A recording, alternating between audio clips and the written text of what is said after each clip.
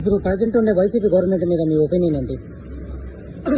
ఈరోజు 2019 నుంచి 2024 వరకు జగన్ పాలనలో ముస్లిం మైనార్టీలు చాలా ఇబ్బందులు పడుతున్నారు. అనేక సంక్షేమ పథకాలు నిలిపివేసినారు.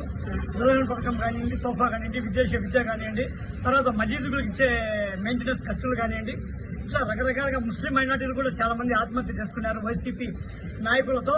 ఉదాహరణకు కర్నూలు జిల్లాలో, తర్వాత వచ్చేసి కొన్ని జిల్లాలలో కూడా ముస్లిం మైనార్టీలు చాలా ఇబ్బంది పడినారు. తర్వాత తెలుగుదేశం గవర్నమెంట్ లో 2014 నుంచి 2019 వరకు ముస్లిం మైనార్టీలకు ఒకవేళ బీజేపీతో అలయన్స్ ఉన్నా కూడా అక్కడ నరేంద్ర మోడీ గారితో ఈ ఆంధ్రప్రదేశ్ లో ఏ ముస్లిం కుటుంబాలకు ఎక్కడ ఎప్పుడు ఇబ్బంది పడలేదు. చంద్రబాబు నాయుడు గారు ఆ విధంగా మెయింటైన్ చేస్తా వచ్చినారు. ముస్లిం మైనార్టీల మీద చంద్రబాబు నాయుడుకు ఒక అపారమైన గౌరవం, అభిమానం ఉన్నాయి. కాబట్టి ముస్లిం మైనార్టీలో ఖచ్చితంగా చంద్రబాబు నాయుడు నాయకత్వం కావాలని కోరుకుంటున్నారు. ఈ గవర్నమెంట్ లో అన్ని సదుపాయాలు, అన్ని సోఫాలు కానివ్వండి, అన్ని సంక్షేమ పథకాలన్నీ రద్దు అయిపోయినాయి. ఒక రాక్షస పాలన నుంచి విముక్తి కావాలంటే చంద్రబాబు నాయుడు గారి పరిపాలన ఖచ్చితంగా రావాలా.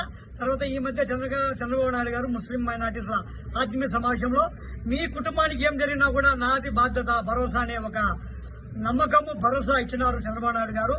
ఖచ్చితంగా మాకు చంద్రబాబు నాయుడు గారి మీద మంచి ఒక నమ్మకం ఉంది ముస్లిం మైనార్టీలకు. తర్వాత బద్వేల్ నియోజకవర్గంలో కొన్ని కారణాల వల్ల కూటమిలో భాగంగా బీజేపీకి వచ్చింది.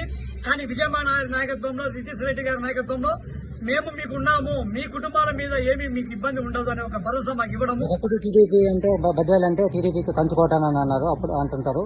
ఈసారి అది రిపీట్ చేయాలనుకుంటున్నారు. అది ఈసారి ఖచ్చితంగా యువ నాయకుడు రితీష్ రెడ్డి గారి ఆధ్వర్యంలో, విజయమ్మ గారి ఆధ్వర్యంలో ఖచ్చితంగా బీజేపీకి ఇక్కడ కేటాయించిన టీడీపీ పార్టీ శ్రేణులు మొత్తం బీజేపీ పార్టీని గెలిపించేదానికి కంకణం కట్టుకున్నాయి.